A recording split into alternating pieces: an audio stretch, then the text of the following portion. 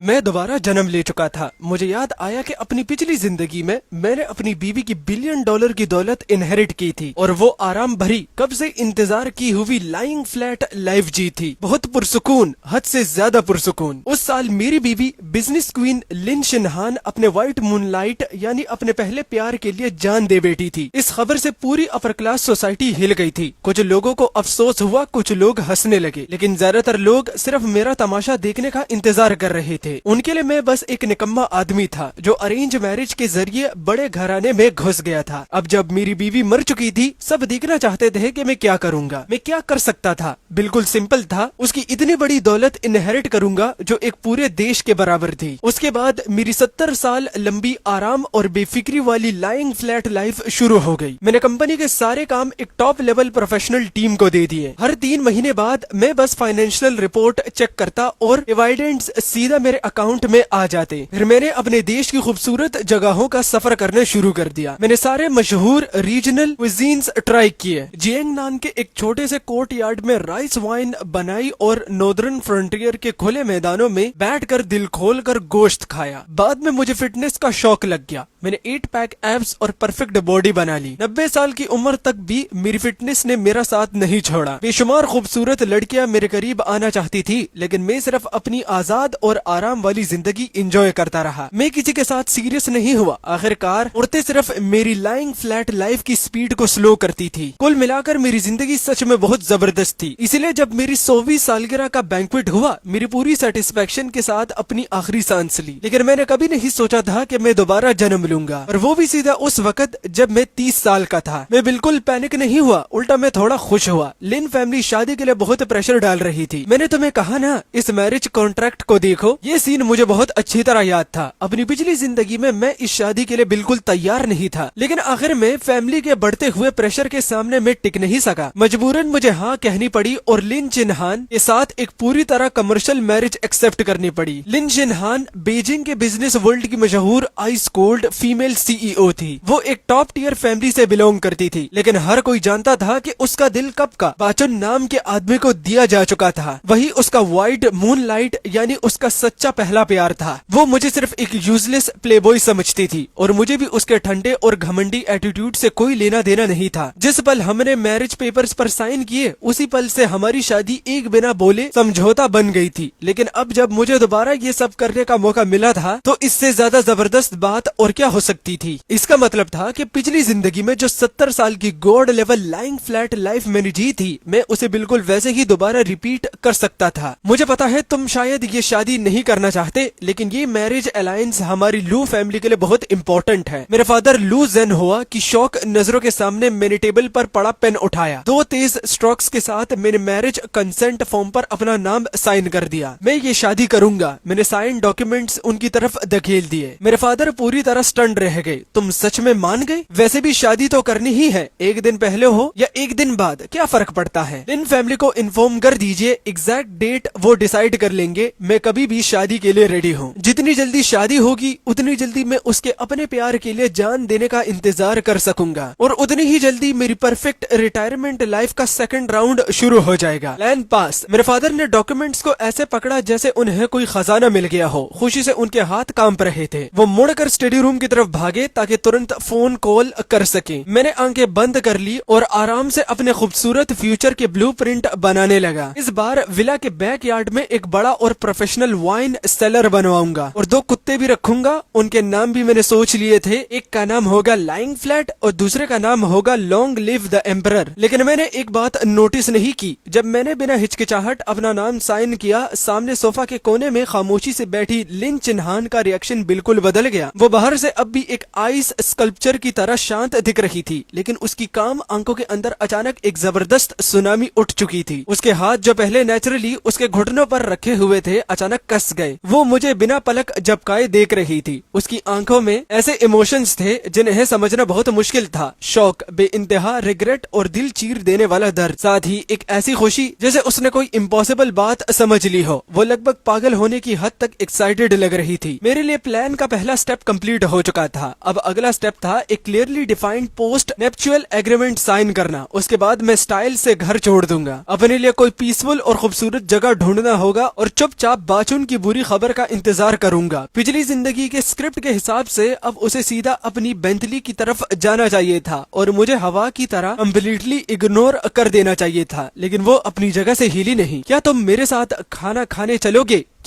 क्या मैंने सही सुना? कहीं स्क्रिप्ट चेंज तो नहीं हो गई? क्या ये सच में वही आइस कोल्ड फीमेल सीईओ थी? पिछली जिंदगी में कंपलसरी फैमिली गैदरिंग के अलावा हमने कभी प्राइवेट में एक दूसरे से एक सेंटेंस तक नहीं बोला था। वो नर्वस दिख रही थी, उसकी नजरें बार बार इधर उधर जा रही थी, वो मेरी आंखों में देखने की हिम्मत नहीं कर पा रही थी। मैंने कहा, मुझे लगता है हमारे बीच ऐसी फॉर्मेलिटीज की जरूरत नहीं है। मैं बस उसे याद दिला रहा था कि हमारे बीच का डील बिल्कुल क्लियर था। मेरी बात सुनते ही उसका पूरा बदन स्टिफ हो गया। उसकी आंखों में तुरंत आंसू की एक परत उभर आई। ऐसा लग रहा था जैसे मेरी बातों ने सीधा उसके दिल में चुरा घोंप दिया हो। इस औरत को आखिर हुआ क्या है? पहले तो इसका दिल इतना फ्रेजाइल नहीं था, लेकिन अभी से उम्मीद छोड़ने की जरूरत नहीं थी। बाचुन अभी मरा नहीं था। अगर लिन चिन्हान ने अभी ही प्यार के लिए अपनी जान दे दी तो मेरी इनहेरिटेंस का क्या होगा? हम सब एडल्ट्स हैं, वक्त बहुत कीमती है, उसे बेकार की चीजों पर वेस्ट करने की कोई जरूरत नहीं। क्या साथ खाना खाना भी बेकार की चीज है? मैं बिल्कुल समझ नहीं पा रहा था आखिर लिन चिन्हान को क्या हुआ था।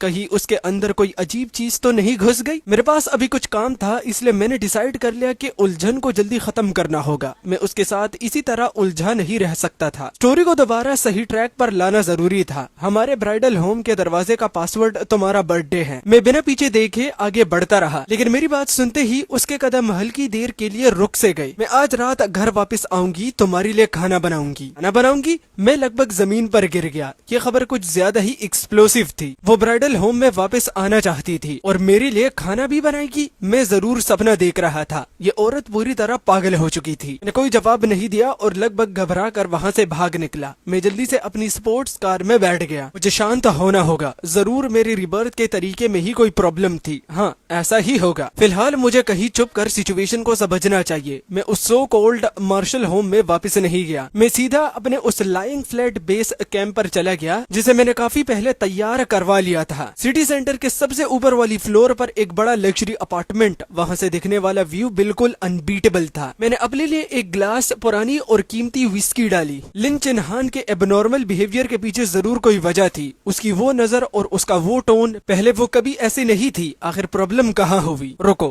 कहीं वो भी दोबारा जन्म लेकर तो नहीं आई? नहीं, इम्पॉसिबल। ऐसा तभी हो सकता है जब आसमान से सुअर उड़ने लगे। मुझे खुद को डराना बंद करना चाहिए। उसकी नजर सच में अजीब थी, लेकिन उसमें मेरे लिए जरा भी नफरत नहीं थी। तो फिर असली वजह क्या थी? मैं जितना सोचता उतना ही कंफ्यूज होता जा रहा था। मैंने इरिटेट होकर अपनी कनपट्टियां मसली। छोड़ो, मैं इसके बारे में और नहीं सोचूंगा। चाहे उसके दिमाग में कोई भी अजीब हवा चल रही हो, जब तक वो मेरे अनलिमिटेड गोल के बीच में नहीं आती तब तक सब ठीक है। जो होगा देखा जाएगा। मैं सोफा पर गिरते हुए लेट गया और अपने असिस्टेंट वैंग ली को फोन किया। जिन फंड मैनेजर्स और टॉप ट्रेडर्स की तुम पहले इन्वेस्टिगेशन कर रहे थे, उनसे कांटेक्ट कैसे चल रहा है? वो कभी भी काम शुरू करने के लिए अवेलेबल हैं। उनके रिटर्न्स पूरे मार्केट को इजीली बीट करते हैं। बहुत अच्छा, उन्हें रेडी रखो। बहुत जल्द मार्केट में एक बहुत बड़ी अमाउंट एंटर होने वाली है। मेरी लाइंग फ्लैट लाइफस्टाइल का बेस स्ट्रक्चर ऑलमोस्ट तैयार हो चुका था। अब बस उस आखिरी जरूरी हवा का इंतजार था जो सब कुछ आगे बढ़ा देगी। जहाँ तक लिन चिन्हान की बात थी, उसे जो करना है करने दो। आखिर कभी न कभी तो मुझे चैन मिल ही जाएगा। उस रात में फिर भी उस सो कॉल्ड मार्शल होम में वापस चला गया। उसके लिए नहीं, मैं बस अपनी आंखों से देखना चाहता था कि वो आखिरकार क्या कर रही है। खांसने की आवाज आई। किचन से खांसने की आवाज आ रही थी। ये क्या सिचुएशन है? लिन चिन्हान, तुम क्या कर रही हो? मैं जल्दी से किचन के अंदर गया। लिन चिन्हान घबराई हुई, एक बिल्कुल काली हो चुकी थी और जलती हुई कढ़ाई के सामने खड़ी थी। उसके चेहरे और कंधों पर काली राख के कई निशान लगे हुए थे। वो किसी परेशान छोटी सी बिल्ली की तरह फनी लग रही थी। मैं कोला चिकन विंग्स बनाने की कोशिश कर रही थी, लेकिन पता नहीं कढ़ाई में खुद ही आग कैसे लग गई। मैंने अपने सामने खड़ी इस औरत को देखा। बिजनेस वर्ल्ड में तूफान मचाने वाली और बर्फ की तरह ठंडी फीमेल सीईओ इस वक्त बिल्कुल एक ऐसे बच्चे की तरह लग रही थी जिसने कोई शरारत कर दी हो। मैं खुद को कंट्रोल नहीं कर सका और जोर से हंस पड़ा। लिन चिन्हान का चेहरा शर्म से एकदम लाल हो गया। मैंने जल्दी से अपनी हंसी रोक ली। नहीं, मैं नहीं हंस सकता। कहीं मेरी हंसी से वो गुस्सा होकर घर छोड़कर चली गई तो फिर ओरिजिनल प्लॉट डिले हो जाएगा। मैं उसके पास पास गया और उसके हाथ से जला हुआ स्पैचुला ले लिया। मैं बना देता हूँ। वो कुछ पल तक मुझे ब्लैंक नजरों से देखती रही और अपनी जगह से नहीं हिली। बाहर जाओ और वेट करो। मैंने हल्का सा उसके कंधे को धक्का दे दिया। 10 मिनट बाद टेबल पर 3 डिशेस और एक सूप रखा हुआ था। लिन चिन्हान हैरानी भरी आंखों से मुझे देखने लगी। तुम खाना बनाना जानते हो? बस कभी कभी टाइम पास के लिए बना लेता हूँ, मैंने शांत आवाज में जवाब दिया। अपनी पिछली जिंदगी में मैंने पूरे 70 साल लाइंग फ्लैट लाइफ जी थी। मैंने और कुछ सीखा हो या नहीं, लेकिन अपना ख्याल रखने की एबिलिटी में मैं मास्टर बन चुका था। उसने चॉपस्टिक्स उठाई और बहुत ध्यान से टोमेटो स्क्रैम्बल एग का एक छोटा सा पीस उठाया। जैसे ही उसने अपने मुंह में रखा, उसकी आंखें चमक उठी।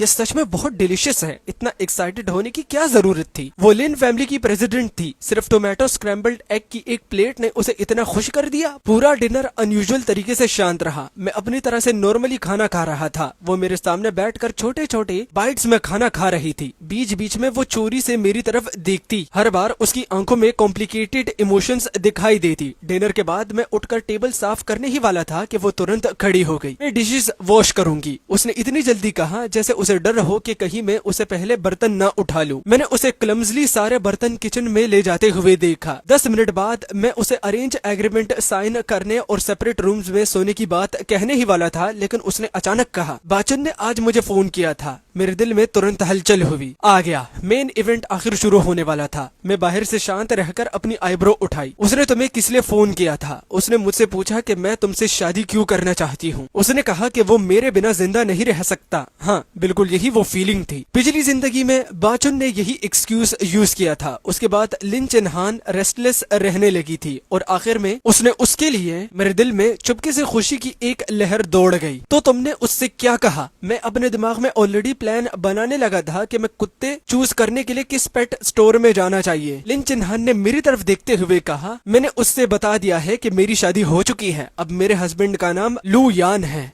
मैंने उसे कह दिया कि फ्यूचर में मुझे दोबारा हैरास ना करे, वरना उसे अपने किए की कीमत चुकानी पड़ेगी। क्या? उसने अभी क्या कहा? उसने बाचुन को रिजेक्ट कर दिया और ऊपर से उसे धमकी भी दे दी। ये तो हमारे तय किए हुए स्क्रिप्ट जैसा बिल्कुल भी नहीं था। मेरा ओरिजिनल स्क्रिप्ट कहाँ गया? मेरा स्क्रिप्ट किसने बदल दिया? पिछली जिंदगी में मैंने तुम्हारे साथ बहुत गलत किया था। रुको, उसने अभी क्या कहा? पिछली जिंदगी? वो भी दोबारा जन्म लेकर आई थी। तभी वो कल से इतना अजीब बिहेव कर रही थी। तभी वो खाना बनाने की कोशिश कर रही थी और तभी उसने बाचुन को रिजेक्ट कर दिया। असल में वो भी अपनी पिछली जिंदगी की सारी यादों के साथ वापस आई थी। मैं लिन चिन्हान को देखता रहा। मेरे दिमाग में तूफान मचा हुआ था। तो मेरा प्लान, मेरी ग्रैंड लेइंग फ्लैट लाइफ का प्लान अब सब बर्बाद होने वाला था। मेरे अंदर गुस्से की आग भड़क उठी। मेरा मन कर रहा था कि उसका गला पकड़कर पूछूं, तुम दोबारा जन्म लेकर क्यों आई? क्या तुम चुपचाप मर नहीं सकती थी? अच्छा, अब ये यहाँ पर एमसी थोड़ा झाटू की तरह एक्ट कर रहे हैं। इसकी माँ का टूथपेस्ट यहाँ पर अब ये गलत है। कौन कौन मेरे साथ एग्री करता है कमेंट में बताओ। मुझे समझ नहीं आ रहा था तुम क्या कर रही हो। मैंने अनजान बनने और बेवकूफ होने की एक्टिंग करने का फैसला किया। अभी सिचुएशन ये थी कि मैं उसका सच जानता था, लेकिन वो मेरा सच नहीं जानती थी। उसे बिल्कुल अंदाजा नहीं था कि मैं भी रिबोर्न हो चुका हूँ। यही इंफॉर्मेशन गैप फिलहाल मेरा इकलौता एडवांटेज था। तुम समझ रहे हो मैं क्या कहना चाहती हूँ? मुझे पता है कि तुमने सिर्फ लू फैमिली के फायदे के लिए मुझसे शादी की थी। तुम मुझसे बिल्कुल प्यार नहीं करते थे। पिछली जिंदगी में मैं बाचुन जैसे हिपोक्रेट के प्यार में अंधी हो गई थी। मैंने तुम्हें टुकराया, तुम्हें इग्नोर किया और तुम्हारे साथ बहुत बुरा बर्ताव किया। आखिर में मैंने एक बहुत बड़ी बेवकूफी कर दी। मेरी वजह से तुम पूरे बीजिंग में मजाक बन गए। लू यान, मुझे माफ कर दो। मैं सच में बहुत शर्मिंदा हूँ। इस जिंदगी में मैं दोबारा बेवकूफी नहीं करूंगी। मैं सच में तुम्हारी वाइफ बनूंगी और तुम्हारे साथ जो गलत किया था उसकी भरपाई करूंगी। मेरी भरपाई? वो मेरी क्या भरपाई कर सकती थी? मेरी भरपाई करने का सबसे अच्छा तरीका तो यही था कि वो जल्दी से मर जाए और अपनी सारी इनहेरिटेंस से मेरे नाम छोड़ दे। लिंचिन, अपनी ये रिडिकुलस सिंपैथी अपने पास रखो। मुझे तुम्हारी किसी कंपनसेशन की जरूरत नहीं है। शुरू से लेकर आखिर तक हमारे बीच सिर्फ एक ट्रांजैक्शन था। तुम्हारे लिए बेहतर होगा कि तुम इस बात को अच्छी तरह याद रखो। मैंने उसकी तरफ दोबारा नहीं देखा। मैं मुड़ा और सीधा अपने रूम में चला गया। अब बहुत बड़ी प्रॉब्लम खड़ी हो चुकी थी। ये सच में ट्रबलसम था। एक ऐसी वाइफ जो मरने के लिए तैयार हो वो स्कैरी नहीं होती, लेकिन एक रिबोर्न वाइफ जो हर हाल में मेरी भरपाई करना चाहती हो वो सबसे ज्यादा डेंजरस थी। मेरी ग्रैंड लाइंग फ्लैट लाइफ अभी ऑफिशियली शुरू भी नहीं हुई थी। क्या वो शुरू होने से पहले ही बैंकरप्ट होने वाली थी? अगली सुबह मैं अपनी आंखों के नीचे गहरे डार्क सर्कल के साथ साथ रूम से बाहर निकला। मैं पूरी रात सो नहीं सका। मेरे दिमाग में सिर्फ एक ही बात घूम रही थी, इस अनप्रेडिक्टेबल रिबॉर्न लिन चिन्हान से कैसे निपटा जाए। उसके साथ सीधा तरीका बिल्कुल सही नहीं होता। उसका दिमाग फिलहाल गिल्ट से भरा हुआ था। मैं चाहे उसे कितनी बार भी बुरी बात कह दूं, वो उसे अपने पिछले गुनाहों की वजह से हुआ मेरा दर्द समझेगी। मुझे कोई दूसरा तरीका सोचना होगा। मुझे उसे खुद ही हार मान लेने पर मजबूर करना होगा। मुझे ऐसा करना था कि वो मुझसे पूरी तरह डिसअपॉइंटेड हो जाए, उसे लगे कि मैं उसके लायक ही नहीं हूँ। जब वो मुझसे बिल्कुल निराश हो जाएगी तब शायद वो दोबारा अपने पुराने रास्ते पर लौट जाएगी। लेकिन पहले उसे अपनी मर्जी से मुझे छोड़ना होगा। तो एक औरत को सबसे ज्यादा डिसअपॉइंटेड कैसे किया जा सकता है? हाँ, मैं एक अमीर घर का बिगड़ा हुआ सेकंड जनरेशन रिच किड था। ना कोई स्किल, ना कुछ सीखने की इच्छा, बस आलसी, निकम्मा और ऐश परस्त। दिन भर मौज मस्ती करना और लड़कियों के पीछे घूमना। पिछली जिंदगी में दूसरों की नजरों में मेरी इमेज वैसी भी बिल्कुल ऐसी ही थी। इस जिंदगी में मुझे और भी ज्यादा एक्सट्रीम एक्टिंग करनी होगी, और भी ज्यादा आउटरीजियस। लिन चिन्हान जैसी स्ट्रॉन्ग और परफेक्शनिस्ट औरत जो अपने आंखों में जरा सी गंदगी बर्दाश्त नहीं करती, वो मेरे यूजलेस और निकम्मे रूप को कभी टॉलरेट नहीं कर पाएगी। हो सकता है कि बाचुन की मौत की खबर आने से पहले ही वो खुद डिवोर्स एग्रीमेंट मेरे मुंह पर फेंक दे। भले ही मुझे उसकी पूरी इनॉर्मस इनहेरिटेंस न मिले, लेकिन डिवोर्स के बाद मिलने वाली प्रॉपर्टी भी मेरे लिए कई जिंदगियां आराम से जीने के लिए काफी होंगी। ये प्लान वर्केबल था। ये सोचते ही मुझे लगा कि खिड़की के बाहर का आसमान अचानक पहले से ज्यादा नीला हो गया है। मैं एंट्रेंस पर गया और अपने शूज चेंज करने लगा। लिन चिन्हान भी मेरे पीछे आ गई। उसकी आवाज में हल्की सी नर्वसनेस थी। तुम बाहर जा रहे हो? हाँ। प्लान के मुताबिक बाहर जाकर मौज मस्ती करने परफॉर्मेंस शुरू होने वाली थी। तुम कहाँ जा रहे हो? आज ऑफिस में मेरा कोई अर्जेंट काम नहीं है, मैं तुम्हारे साथ चल सकती हूँ। ठीक, मेरी एक खूबसूरत लड़की के साथ मीटिंग है। प्रेसिडेंट लिन, आपको जाकर पैसे कमाने चाहिए। आखिर मेरी बाकी आधी जिंदगी के कंफर्टेबल दिन आपकी कमाई पर ही डिपेंड करते हैं। बस काम खत्म। मेरी बात सुनते ही उसके चेहरे का सारा रंग उड़ गया। मैंने आराम से दरवाजा बंद कर दिया। हाँ, ये बात दिल तोड़ने वाली थी, है ना? एक ऐसा हस्बैंड जो खुद कुछ नहीं कर सकता और सिर्फ अपनी बीवी के पैसों पर पलना चाहता है। अब भी वो मेरी भरपाई करना चाहेगी? मुझे बिल्कुल यकीन नहीं था। मैं अपनी फ्लैशी रेड फेरारी चला रहा था। मेरा डेस्टिनेशन बीजिंग का सबसे टॉप प्राइवेट क्लब था। ऑफ कोर्स मैं सच में किसी ब्यूटीफुल वुमेन से मिलने नहीं जा रहा था। मैं सिर्फ अपनी लाइफ एंजॉय करने आया था। इस क्लब का टैन फैमिली क्विजीन सच में कमाल का था। सुना था यहाँ का हेड शेफ पुराने रॉयल इंपीरियल शेफ्स का सक्सेसर था। पिछली जिंदगी में यहाँ का रेगुलर कस्टमर था। मेरी टेस्ट बर्ड्स कब की हाई क्लास फूड की आदत में बिगड़ चुकी थी। मैं आराम से डिलीशियस फूड एंजॉय कर रहा था, लेकिन मैंने बिल्कुल नोटिस नहीं किया कि मुझसे कुछ दूर एक कैजुअल बूथ में कोई मुझे घूर रहा था। उसकी जल्दी हुई नजरें इतनी इंटेंस थी जैसे मुझे वही भस्म कर देना चाहती हो।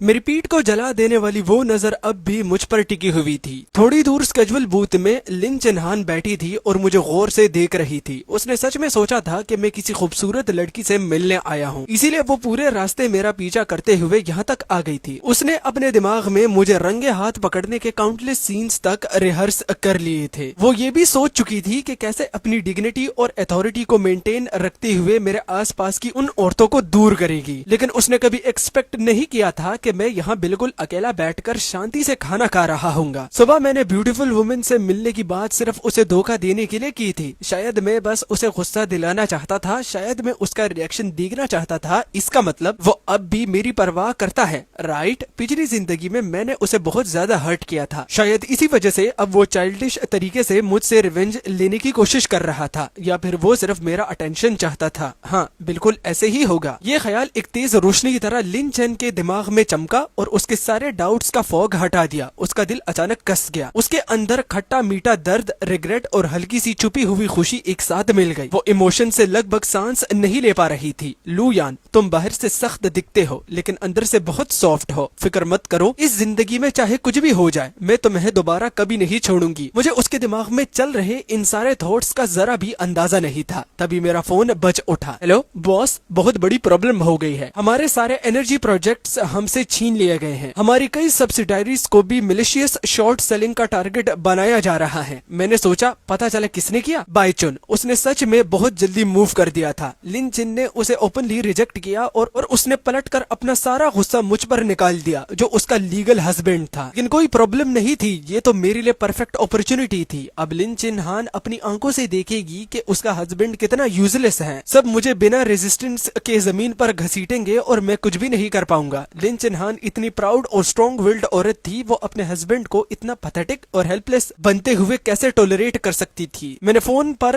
कामली कहा, पैनिक करने की जरूरत नहीं, उसे जो करना है करने दो, बिल्कुल रेजिस्ट मत करना। फोन के दूसरी तरफ वैंग ली पूरी तरह स्टंड हो गया। बॉस, लेकिन इसमें सेवरल 100 मिलियन का लॉस हो सकता है। बस कुछ 100 मिलियन ही तो है। उसे मिस्टर बाय के लिए वेलकम गिफ्ट समझ लो। उसे खेलने दो, जितना एंजॉय करना चाहता है करने दो। मैं यही चाहता था। मैं चाहता था कि पूरा बीजिंग क्लियरली देख ले कि मैं लू यान एक होपलेस निकम्मा आदमी हूँ जो कभी सक्सेसफुल नहीं हो सकता। बाय चुन मुझे जितना ज्यादा सप्रेस करेगा, लिन चिन को उतना ही लगेगा कि मैं उसके लायक नहीं हूँ। बहुत जल्द लू ग्रुप का स्टॉक प्राइस क्रैश कर गया। बीजिंग के नंबर 1 फ्री लोडर को इन्वेस्टमेंट में भारी नुकसान। ये टॉपिक एक्सपेक्टेडली ट्रेंडिंग सर्चेस के टॉप पर पहुंच गया। पूरा इंटरनेट मेरा मजाक उड़ा रहा था। हंस हंस कर मर जाऊंगा। ये सच में खुद को बिजनेस जीनियस समझता था। लिन चिन हान के बिना इसकी औकात ही क्या है। ऐसे लोगों को लेसन मिलना ही चाहिए। मैं फोन स्क्रॉल करते हुए पूरी तरह एंजॉय कर रहा था। गालियां दो, जितनी रूथलेस गालियां होंगी उतना ही अच्छा। ऑनलाइन पब्लिक ओपिनियन पूरी तरह मेरे अगेंस्ट हो चुका था। बाय चुन का डायरेक्ट सप्रेशन भी सक्सेसफुल था। अब बस लिन चिन हान का मुझसे कम्प्लीटली डिसअपॉइंटेड होना बाकी था। डिनर के वक्त मैं उस सो कॉल्ड मार्शल होम में वापस गया। मुझे लगा था कि दरवाजा खुलते ही मुझे लिन चिन हान का बर्फ जैसा ठंडा चेहरा दिखने को मिलेगा। उसकी आंखों में गुस्सा, डिस्गस्ट और इम्पेशंस होगी। लेकिन घर के अंदर एंटर करते ही मेरा वेलकम एक वार्म एटमॉस्फेयर से किया। लाइट के नीचे पूरे रूम में खाने की खुशबू फैल रही थी। लिन चिन हान एप्रन पहने किचन से लास्ट डिश लेकर बाहर आ रही थी। व्हाट द हेल, वो इतनी खुशी से क्यों मुस्कुरा रही थी? उसकी स्माइल देखकर मुझे अजीब सा डर लग रहा था। आज मैंने तुम्हारी सारी फेवरेट डिशेस बनाई हैं। मैंने केयरफुली पूछा, तुमने न्यूज नहीं देखी? तुम मुझसे गुस्सा नहीं हो? गुस्सा? वो क्लाउन्स इस लायक भी नहीं है कि मुझे गुस्सा दिला सके। मैंने उसे याद दिलाया वो सेवरल 100 मिलियन थे, रियल मनी था। सब चला गया। अब पूरा बीजिंग मुझे प्रोडिजल सन और निकम्मा कह रहा है। लिन चेन ने कामली कहा, ऐसे चले गए तो दोबारा आ जाएंगे। जब तक तुम अच्छे इंसान हो, मेरे लिए वही सबसे इम्पोर्टेंट है। ये औरत सच में पागल हो चुकी थी। स्क्रिप्ट ऐसा नहीं होना चाहिए था। उसे मुझे उंगली दिखाकर गालियां देनी चाहिए थी। फिर वो मुझे कंफर्ट क्यों कर रही थी? लू यान, मुझे तुमसे एक बात कहनी है। बाय चुन के मैं खुद हैंडल कर लूंगी। अब से मैं किसी को भी तुम्हें जरा भी हर्ट नहीं करने दूंगी। मैंने अंदर ही अंदर चीख कर कहा, बड़ी बहन, मैं तो चाहता हूँ कि तुम मुझे हर्ट करो। डाइवोर्स एग्रीमेंट मेरे मुंह पर फेंक दो। लिन चिन ने तुरंत फोन उठाया और ऑर्डर्स देने लगी। लीगल डिपार्टमेंट और इन्वेस्टमेंट डिपार्टमेंट को इन्फॉर्म करो। बाय ग्रुप के अनफेयर कंपटीशन के against comprehensive litigation procedures immediately शुरू करो। उनके ग्रुप के डिविजन्स एक्वायर करने की तैयारी करो। साथ ही हमारे पास जो भी रिसोर्सेज अवेलेबल है सब मोबिलाइज करो, चाहे कितनी भी कॉस्ट लगे। बाय ग्रुप के स्टॉक प्राइस और उनके कोर बिजनेसेस पर कंप्लीट अटैक शुरू करो। उसकी आवाज ज्यादा लाउड नहीं थी, लेकिन उसमें हजारों माइल्स तक बर्फ जमा देने वाली ठंडक थी। साथ ही एक फ्रेम और डेडली किलिंग इंटेंट भी था। मैं शौक में उसे देखता रहा। सिर्फ एक सेंटेंस की वजह से वो अपने पूरे बिजनेस एम्पायर की पावर मोबिलाइज करने को तैयार थी। ये वही औरत थी जो अकेले एक लिस्टेड कंपनी को कुचल सकती थी। मेरे दिमाग में बस एक ही ख्याल बचा था, ग्रैंड लाइंग फ्लैट लाइफ का प्लान सच में पूरी तरह बर्बाद होने वाला था। लिन चिन के मूव्स की स्पीड ऑलमोस्ट अनबिलीवेबल थी। जैसे ही उसने ऑर्डर दिए, उसकी पूरी बिजनेस मशीन इंस्टेंटली एक्टिवेट हो गई। अगली सुबह तक बाय ग्रुप के बैंकरप्टी के एज पर पहुंचने की न्यूज मेजर फाइनेंशियल हेडलाइंस में छा चुकी थी। बाय चुन और उसकी कंपनी, जो कल तक बीजिंग के बिजनेस सर्कल में काफी रिस्पेक्टेबल मानी जाती थी, सिर्फ एक ही रात के अंदर पूरे बीजिंग बिजनेस डिस्ट्रिक्ट का सबसे बड़ा जोक बन गई।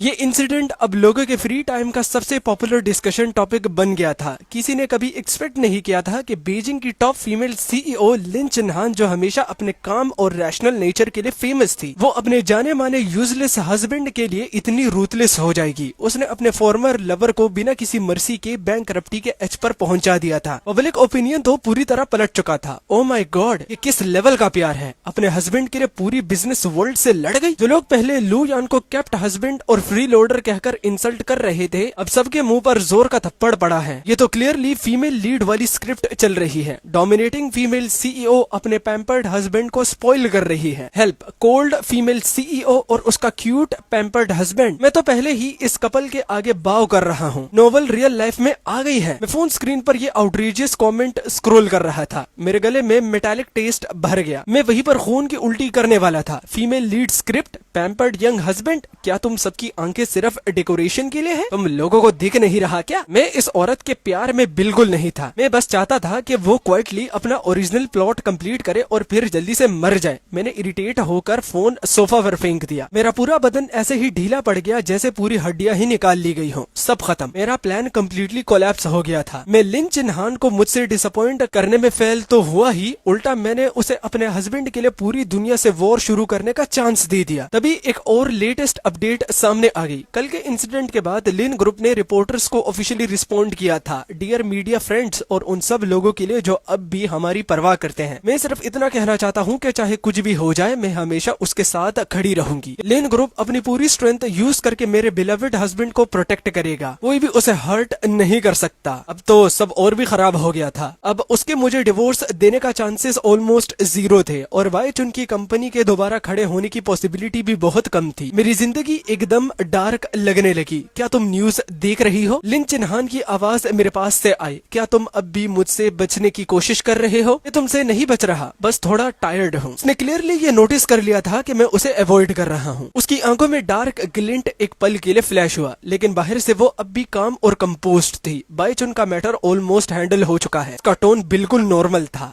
मैंने नाक से हल्की सी आवाज निकाली और डिप्रेस होकर अपना चेहरा दूसरी तरफ कर लिया। वो क्लियरली मेरे एक्सप्रेशन ऑब्जर्व कर रही थी। क्या तुम मुझसे गुस्सा हो? नहीं, मैंने सीधा डिनाई कर दिया। मैं गुस्सा नहीं था, मैं डेस्परेट था। वो कंप्लीट डिस्पेयर जो किसी परफेक्ट प्लान के फेल होने के बाद फील होता है। वो धीरे धीरे मेरी तरफ लीन हुई जैसे मेरी रिएक्शन टेस्ट कर रही हो। फिर उसने अपना सिर मेरे शोल्डर पर रख दिया। लिन चिन्हान, तुम क्या कर रही हो? मैं बस थोड़ी टायर्ड हूँ, थोड़ी देर तुम्हारे शोल्डर पर रेस्ट करना चाहती हूँ। उसे इस तरह देखकर मेरे अंदर ना जाने कहां से थोड़ी सी गिल्ट फील होने लगी। डैम इट, मैं गिल्टी क्यों फील कर रहा हूँ? उसने मेरा परफेक्ट प्लान बर्बाद कर दिया है। उसने मेरी इजिली मिलने वाली लाइंग फ्लैट लाइफ डिस्ट्रॉय कर दी है। मुझे उसे हेट करना चाहिए, मुझे उससे इरिटेट होना चाहिए। मर्द और औरत के बीच प्रॉपर डिस्टेंस होना चाहिए। प्रेसिडेंट लिन, प्लीज अपनी बाउंड्रीज मेंटेन कीजिए, मैंने कोल्ड और ऑलमोस्ट हार्टलेस टोन में कहा। फिर मैं सीधा सीढ़ियां चढ़कर ऊपर चला गया। यूजलेस हस्बैंड वाला पर्सोना फेल हो चुका था। अब प्लान भी लॉन्च करना पड़ेगा। फ्लर्टिंग, स्कैंडल्स और ग्लैमोरियस अफेयर्स। मुझे यकीन नहीं था कि एक सक्सेसफुल, प्राउड और एम्बिशियस वुमेन ये टॉलरेट कर पाएगी कि उसका लीगल हस्बैंड पूरा दिन भर दूसरी औरतों के साथ घूमता रहे। अगर मैं उसके सिर पर एक के बाद एक ग्रीन हैट रखता हूँ, अगर मेरे अफेयर्स के इनफ स्कैंडलस और एक्सप्लोसिव रूमर्स फैल जाए तो वो पब्लिकली ह्यूमिलिएट हो जाएगी। फिर चाहे वो कितनी भी पेशेंट हो, एक दिन जरूर टॉलरेट नहीं कर पाएगी। मैंने अपना डिसीजन बना लिया और बाहर जाने के लिए रेडी हो गया। जैसे ही मैं स्टेयर से नीचे आया, मैंने लिन चिन्हान को एंट्रेंस पर खड़ा देखा। ऐसा लग रहा था जैसे वो मेरा वेट कर रही हो। तुम बाहर जा रहे हो? उसकी आवाज काम थी। हाँ, क्या मैं तुम्हारे साथ चल सकती हूँ? आज कंपनी में ज्यादा काम नहीं है? बिल्कुल नहीं। मैं जहाँ जा रहा हूँ वहाँ तुम्हारा जाना सूटेबल नहीं है। क्यों? क्योंकि मैं डेट पर जा रहा हूँ। मेरी बात सुनते ही उसका पूरा बदन स्टिफ हो गया। उसकी प्यूपल्स शार्पली कॉन्ट्रैक्ट हुई। ऐसा लग रहा था जैसे किसी इनविजिबल नीडल ने सीधा उसके दिल को चीर दिया हो। वेरी गुड, मुझे एग्जैक्टली यही रिएक्शन चाहिए था। उसे दुख पहुंचाओ, उसे नाराज करो, उसे जेलेसी फील करवाओ। जब वो लिमिट तक प्रोवोक हो जाएगी तब वो और टॉलरेट नहीं कर पाएगी। लेकिन अगले ही सेकंड उसका रिएक्शन फिर मेरी एक्सपेक्टेशन के बिल्कुल ऑपोजिट निकला। वो ना गुस्सा हुई, ना उसने मुझसे कोई क्वेश्चन किया। उसने बस स्टेडी और क्लियर आवाज में कहा, ठीक है, मैं तुम्हारे वापस आने का वेट करूंगी। उसकी आंखों में एक्सपेक्टेड एंगर बिल्कुल नहीं था, जेलेसी का भी एक ट्रेस नहीं था, सिर्फ एक डीप और बॉटमलेस टॉलरेंस थी। ऐसी टॉलरेंस जो किसी को पूरी तरह डाउन कर सकती थी। उसके एक्सप्रेशन में एक ऑलमोस्ट इंडल्ज कामनेस थी जिसे देखकर मेरी स्कैल्प तक नम होने लगी। जैसे वो कह रही हो, जाओ बाहर मजे करो, बस घर वापस आना मत भूलना। मुझे ऐसा लगा जैसे मैंने पूरी स्ट्रेंथ से कॉटन पर पंच मारा हो। सारा फोर्स वापस मेरे अंदर ही फंस गया हो। मेरा दम घुटने लगा। इस औरत में डेफिनेटली कोई सीरियस प्रॉब्लम थी, बिल्कुल 100%। आखिर ये बनी किस चीज की है? ना नरमी से फर्क पड़ता है, ना हार्शनेस से। मैं कुछ भी करूँ इस पर कोई इफेक्ट नहीं हो रहा। What the hell?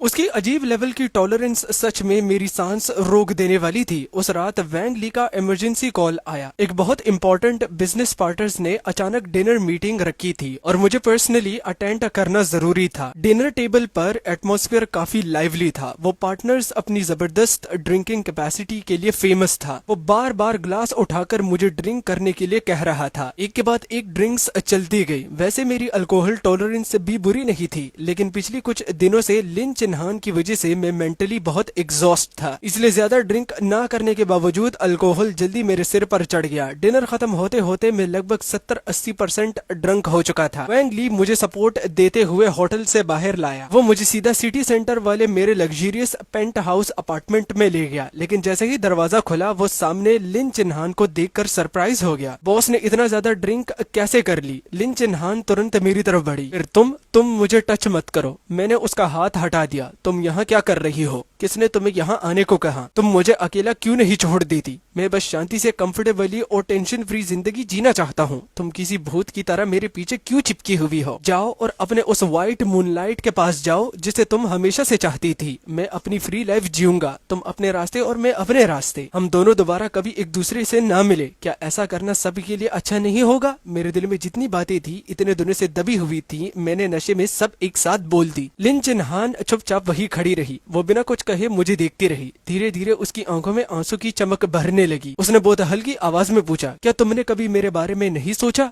नहीं, मेरे प्लान में सिर्फ वो इनहेरिटेंस थी जो तुम मरने के बाद मेरे लिए छोड़ोगी। मेरी बात बर्फ में डूबी हुई डैगर की तरह थी। वो बिल्कुल परफेक्टली एक्यूरेसी के साथ सीधा उसके दिल में घुस गई। उसका पूरा बदन जोर से कांप गया। ऐसा लगा जैसे किसी इनविजिबल हैवी हैमर ने उसे जोर से हिट किया हो। जिन आंसुओं को वो काफी देर से रोक रखी थी वो आखिरकार उस पल टूट कर बह निकली। वो मुझे देखती रह गई। फिर उसने अपने होंठों के कोने को खींचकर एक अजीब और टूटी हुई स्माइल दी। तो शुरू से आखिर तक तुम्हें मुझसे बस वही चाहिए था जो मेरे मरने के बाद तुम्हें मिलता? वो भारी कदमों से धीरे धीरे मेरी तरफ बढ़ी। उसकी आंखों से आंसू रुक नहीं रहे थे, लेकिन उसकी नजर बिल्कुल खाली और डरावनी हो चुकी थी। ठीक है, मैं तुम्हें सब दे दूंगी। मेरी कंपनी, मेरा पैसा, मेरे शेयर्स, मैं तुम्हें अपनी जान तक दे सकती हूँ। कल हम डाइवोर्स पेपर वर्क कंप्लीट करने चलेंगे। मेरी सारी प्रॉपर्टीज तुम्हारी होगी। ये कहने के बाद उसने मुझे एक आखिरी बार बहुत गहरी नजर से देखा। उस नजर में जो रोशनी कभी थी वो पूरी तरह बुझ चुकी थी। फिर वो मुड़ गई, एक सेकंड के लिए भी नहीं रुकी और दरवाजे के बाहर कॉरिडोर के अंधेरे में गायब हो गई। डाइवोर्स एग्रीमेंट अनएक्सपेक्टेडली बहुत स्मूथली साइन हो गया। लिन चिन्हान ने बिल्कुल वही किया जो उसने कहा था। उसके नाम पर जो कैश, स्टॉक्स और रियल एस्टेट थे उनमें से ऑलमोस्ट सब मेरे नाम में ट्रांसफर कर दिए गए। यहाँ तक के लिन ग्रुप के कुछ नॉन कोर शेयर्स भी मुझे दे दिए गए। वो एक इतनी बड़ी वेल्थ थी कि किसी का भी सिर घूम जाए। इतना पैसा मेरी पूरी जिंदगी लाइंग फ्लैट मोड में जीने के लिए काफी से भी ज्यादा था। मैंने तुरंत अपनी ज्यादातर एसेट्स एक टॉप टियर ट्रस्ट और इन्वेस्टमेंट टीम को मैनेज करने के लिए दे दी। अपने पास बस उतना पैसा रखा जितना फ्रीली स्पेंड करने के लिए जरूरी था। भाई एक्सप्लेनेशन के बीच में बोल रहा हूँ, लेकिन ये बंदा बड़ा मादरचोद है। फर्स्ट टाइम है कि मैं एक ऐसी स्टोरी पढ़ रहा हूँ जिसमें मुझे एमसी पर ज्यादा गुस्सा आ रहा है और मेरा ये एक वैलिड क्रैश आउट भी है। अगर इस पर गुस्सा ना आए तो भाई किस पर आए, है ना? और उसके बाद मेरी असली ग्लोबल लाइंग फ्लैट जर्नी शुरू हुई। तेरी माँ की गर्दन को हार्पिक से साफ करूं? जो लेटे लेटे तुम अपना पैसा कमा रहे हो ना, मैं चाहता हूँ कि उल्टा लेट जाओ, तब असली पैसा कमा लोगे। और भाई गुस्से में बस यहाँ वहाँ निकल जाता हूँ। बस यार इस कैरेक्टर पर बड़ा गुस्सा आ रहा है। मैंने नॉर्वे के एक एफ जोर्ड के पास वुडन कैबिन खरीदा। हर सुबह उठकर फिशिंग करता, कभी अरोरा देखता, कभी फायर प्लेस के सामने बैठकर वो नॉवेल्स पढ़ता जिन्हें शायद जिंदगी भर कंप्लीट ना कर पाऊं। मैंने साउथ पैसिफिक में एक छोटा सा प्राइवेट आइलैंड भी खरीद लिया। हाँ, सफेद रेत थी, बिल्कुल साफ समंदर था, कोकोनट ट्रीज की लंबी लंबी शैडोज और पूरे आइलैंड पर फैली रही थी। मेरे पास 2 डॉग्स भी थे। एक का नाम था लाइंग फ्लैट, दूसरे का नाम था लॉन्ग लिव द एम्परर। मेरी डेली लाइफ की सबसे बड़ी टेंशन बस यही होती थी कि आज उनके साथ वेव्स के पीछे भागूं या हैमॉक में लेटकर उनके साथ सो जाऊं। कभी कभी मैं कैपिटल वापस लौट आता और अपने पेंट हाउस अपार्टमेंट में कुछ दिन स्टे करता, लेकिन मैंने लिन चिन्हान को दोबारा कभी नहीं देखा। सुना था कि उसने अपनी पूरी एनर्जी दोबारा लिन ग्रुप में लगा दी थी। वो फिर से फाइनेंशियल मैगजीन्स के कवर पर नजर आने लगी थी। उसका वही पुराना आई स्कूल और पावरफुल फीमेल सीईओ वाला रूप वापस आ गया था। एक दिन मेरे लॉयर ने मुझे एक मोटी सी फाइल दी। मिस्टर लू, मिस लिन चिन्हान ने ये डॉक्यूमेंट्स आपको डिलीवर करने के लिए भेज दिए हैं। ये उनके पर्सनल आर्ट कलेक्शन के last remaining pieces, jewelleries list और ओनरशिप ट्रांसफर डॉक्यूमेंट्स हैं। उन्हें कहा था कि एग्रीमेंट का ये पार्ट भी अभी इनकम्प्लीट था। अब ऑफिशियल हैंडओवर फुली कंप्लीट हो गया है। मैंने कैजुअली डॉक्यूमेंट्स के पेज पलटे। उनमें प्राइसलेस इंप्रेशनिस्ट पेंटिंग और top grade Z pieces listed थे। हर एक आइटम की वैल्यू बहुत ज्यादा थी। मैंने सिर्फ एक हल्का सा सिर हिलाया और कैजुअली डॉक्यूमेंट्स पर अपना नाम साइन कर दिया। ये बंदा मेरे मुंह से इतनी गालियां सुनेगा ना, लेकिन नहीं दे सकता यार, वीडियो पर येलो डॉलर आ जाएगा। मेरे लिए यही सबसे परफेक्ट एंडी थी। मैं लू यान आखिर अपनी सपनों वाली लाइंग फ्लैट लाइफ जी रहा था। भोसड़ी के और की एंडिंग बिल्कुल भी पसंद नहीं। मैं तो चाहता था इस बंदे की